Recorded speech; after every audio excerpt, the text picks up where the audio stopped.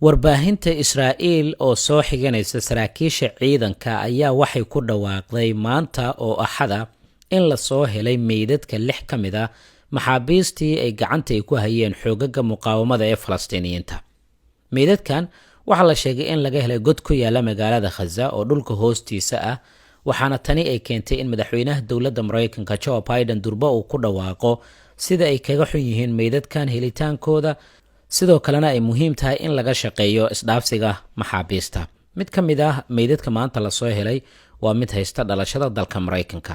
Taasina waxay sii kordhin doontaa cadaadiska gudaha ee Netanyahu iyo Joe Biden ba haysta. Afhayeenka ciidamada Israa'iil Daniel Hagari warbaahinta ayuu la hadlay, waxa uu sheegay 6 ruux in laga helay god ku yaala dhinaca iyo Rafax oo ah koonfurta magaalada Gaza, halkaas oo ciidamada Israa'iil ay maalmihii ugu dambeeyay howlgalla dhanka dhulka ay ka sameynayeen, weliba bilooyin aad u badan. Tani markii howlgalka dhulka ay bilaabeenna waa wixii ugu horreeyay oo ay arkaan, waxaana ay soo heleen meydadka 6 maxaabiis ah. Laakiin Daniel Hagari wuxuu eedeyn u jeediyay xoogagga iska cabinta ee Falastiiniyiinta, waxaana uu yiri xoogagga Xamaas ayaa ka dambeeyay dilka maxaabiistan iyo sidoo kale inay meel cidla ay kaga tagaan, waxaana uu sheegay baaritaano kale inay sii samayn doonaan oo ay warbaahinta la wadaagayaan. Mar sii horreysay Israa'iil sidaan oo kale ayay sheegtay inay meydad ay ka heleen magaalada Gaza walow tirada aan la cayimin.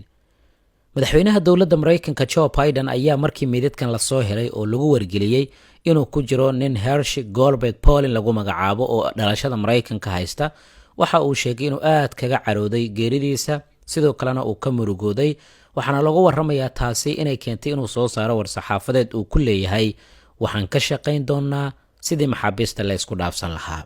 Royal Modern Homes riyadaada weeye. Ma doonaysa inaad Nairobi ku yeelato guri sidan u qurux badan, baaxad weyn, una dhammaystiran yihiin adeegyadiisa oo dhan, sida masaajidkii, supermarketka, goobta waxbarashada, goobaha ciyaarta carruurta, jimka, dabaasha iyo wishkii aad raaci lahayd. Haddii aad doonayso fadlan la xiriir Royal Modern Homes oo wac telefoonka shaashada kaaga muuqdo. Fiiro gaara marka shirkadda ay ku iibisa guri, waxay ku soo saari doontaa deganaanshaha dalka Kenya, weliba si lacag la'aan ah. Maalmihii ugu dambeeyay Israa'iil ayaa u muuqanaysa inay meydad tiro badan heshay, taasoo ka dhigaysa bishan oo kaliya in ka badan 10 ruux oo maxaabiis ahaa oo muqaawamada gacanta ay ku hayeen inay heleen ciidamada Israa'iil kadib markii howlgallo kala duwan ay ka sameeyeen magaalada Gaza. Dhinaca kalena jeenin dagaalka u dhaxeeya xoogagga iska caabinta ee Falastiiniyiinta iyo ciidamada Israa'iil ayaa maalintii shanaad ka soconaya ee dhinaca daanta galbeed.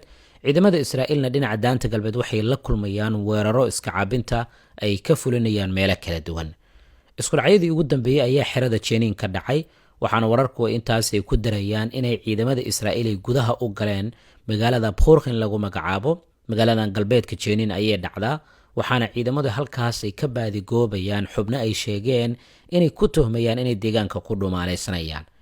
Waxay sheekadan ku soo beegmaysaa iyada oo baraha kontarool ee Israa'iil ciidankeeda ay ku sugan yihiin ee daanta galbeed ku hareeraysan weerar ay ka dhacayaan.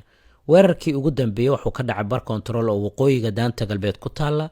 3 ka mid ah ciidamada Israa'iil oo goobta jooga ayaa la sheegay in la qaarijiyay, sidaas oo kalena weerarada qaraxyada iyo hubka ay isticmaalayaan xoogagga muqaawamada ayaa u muuqanaya inay sii xoogaysanayaan.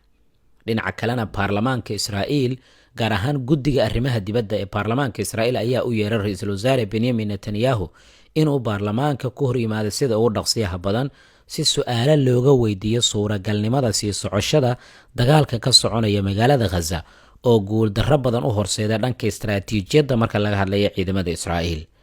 Gudoomiyaha guddiga arrimaha dibadda ee baarlamaanka Israa'iil Yuli Edelstein ayaa shaaciyay in wixii hadda ka dambeeya lala xisaabtamayo Netanyahu, lagulana xisaabtamayo wixii dhacay 7 Oktoobar, dagaalka soconaya iyo weliba guuldarrada dhabarka loo saarinayo ciidanka Israa'iil. Waxay kula tahay qaybta hoos aragtidaada.